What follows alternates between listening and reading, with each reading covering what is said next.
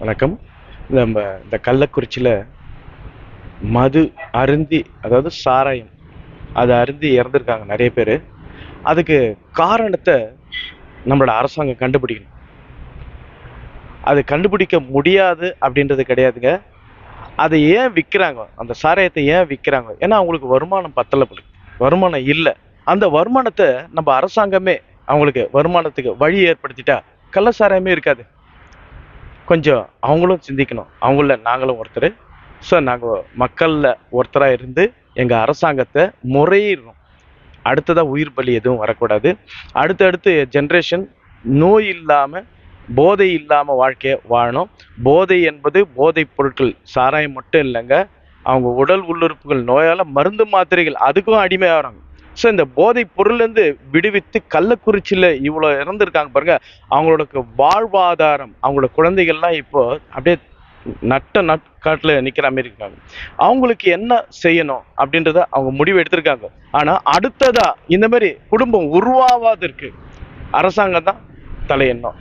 அப்போ இது நடக்காத இருக்கிறதுக்கு வாழ்வாதாரத்துக்கு என்ன தேவையோ இதை யார் பண்றது, இது எதுக்காக பண்றாங்க, யாருமே ஏதோ ஒரு காரணம் இல்லாம பண்ண மாட்டாங்க. அவங்களுக்கு என்ன தேவை, அந்த தேவைகளை அரசாங்கத்தால மட்டும்தான் நிறைவேற்ற முடியும். அதை நிறைவேற்றிட்டீங்கன்னா இந்த மாதிரி போதை கள்ளசாராயெல்லாம் யாருமே விற்க மாட்டாங்க. 100% விற்கவே மாட்டாங்க. அரசாங்கம் நினைச்சா முடியும். அதனால இனிமேல் யாருமே கள்ளசாராயத்தை வாங்கி குடிக்காதீங்க. ஏன்னா சாராயம் போதைக்கு அடிமையாகிறதே குடும்பத்தை விட்டுறது. இப்போ அவங்க இறந்ததால அந்த குடும்பம் எவ்வளோ பாதிக்கப்பட்டு இருக்காங்க பார்த்தீங்களா? அந்த குடும்பத்தில் அவரை நம்பின்னு தான் அந்த குடும்பமாக வாழ்ந்துன்னு இருக்கு. அதனால அடுத்த ஜென்ரேஷன்ல யாருமே இந்த போதைக்கு அடிமையாகாத இருக்கணும்னா கள்ளசாராயம் விற்பவர்களை அவங்களுக்கு என்ன வாழ்வாதாரமோ அதை ஏற்படுத்திக்கலாம். ஸோ அது கள்ளசாராயமே அடியோடு ஒழிச்சா மேறிடும். தேவைக்கு தானே அவங்க அந்த மாதிரி பண்றாங்க. அப்போ அவங்க தேவை என்ன? அவங்களுக்கு வாழ்வதற்கு வருமானம் தேவை. அந்த வருமானத்தை ஏற்படுத்தி கொடுத்துட்டா 100% கள்ளசாராயம் நம்ம நாட்டிலேருந்து ஈஸியாக விலகிடலாம்.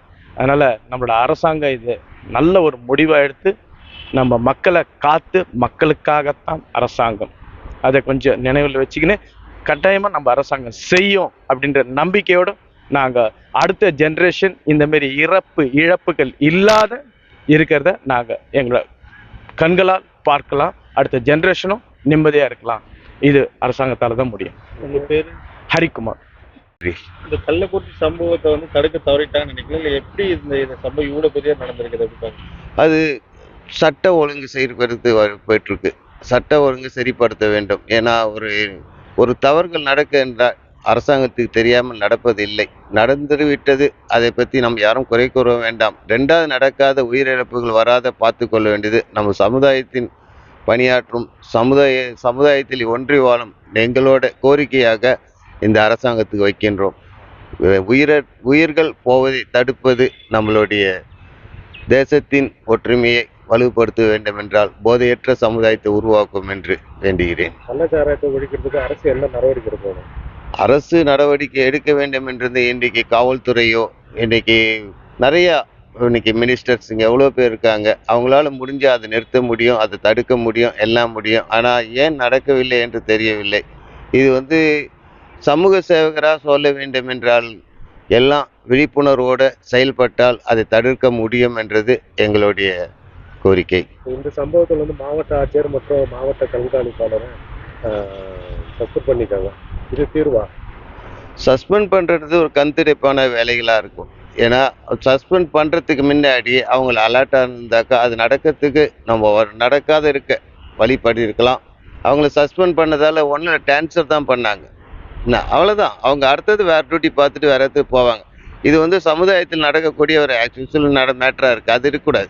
இன்றைக்கி ஒரு தவறுகள் நடக்க என்றால், இப்போ கூட நான் ஒரு நியூஸில் பார்த்தேன், ஃபாரினில் ஒரு பில்டிங் கன்ஸ்ட்ரக்ஷன் தவறாக இருந்தது. அதில் ரொம்ப பயங்கரமாக இருந்தது.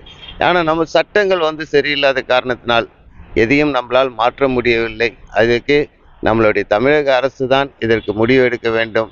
மக்களாக நாங்கள் கோரிக்கை தான் வைக்க முடியும்.